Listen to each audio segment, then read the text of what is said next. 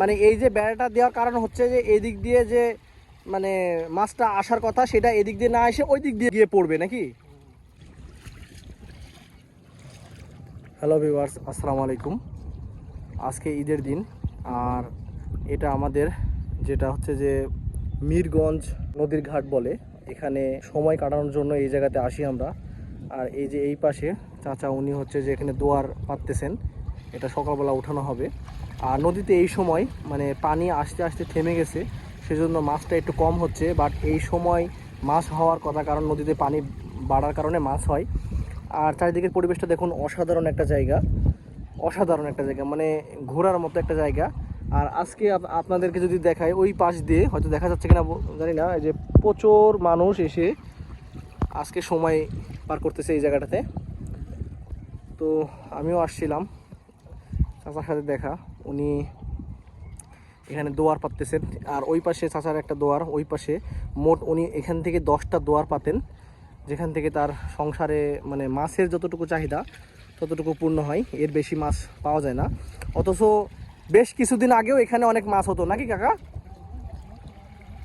হ্যাঁ, মানে এখন পানিটা কি কমে যাওয়ার কারণে মাছ হচ্ছে না?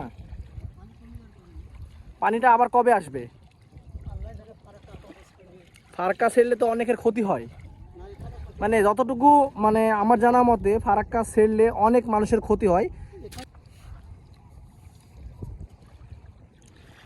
মানে এইটাতে কি মাছ, কি মাছ আটকায় এটাতে নাকি? মানে এই পার দিয়ে না যে মাছটা ওই দিক দিয়ে যায়, তখন ওইটার ভিতরে মাছ পড়ে নাকি? মানে এটা মাছের বাধা দিচ্ছেন নাকি বেড়া দিচ্ছেন?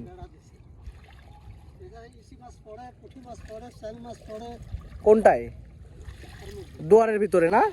মানে এই যে বেড়াটা দেওয়ার কারণ হচ্ছে যে এদিক দিয়ে যে মানে মাছটা আসার কথা সেটা এদিক দিয়ে না এসে ওই দিক দিয়ে যায় গিয়ে পড়বে নাকি?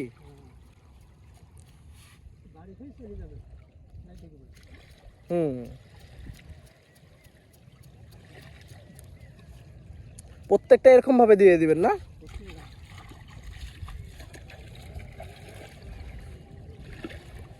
এগুলো চুরি হয় না?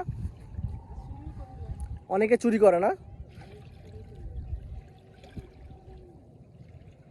আজকে কতগুলো মাছ পাইছিলেন? এক পোয়া পাইছিলেন না? এগুলোকে বিক্রি করে দেন না বাসায় খাওয়ার জন্য নিয়ে যান? বেশি হলে বিক্রি করে দেন না?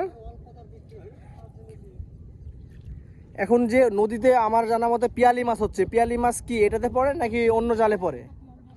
এটাতে পিয়ালি পড়ে না? পিয়ালি কত টাকা কেজি?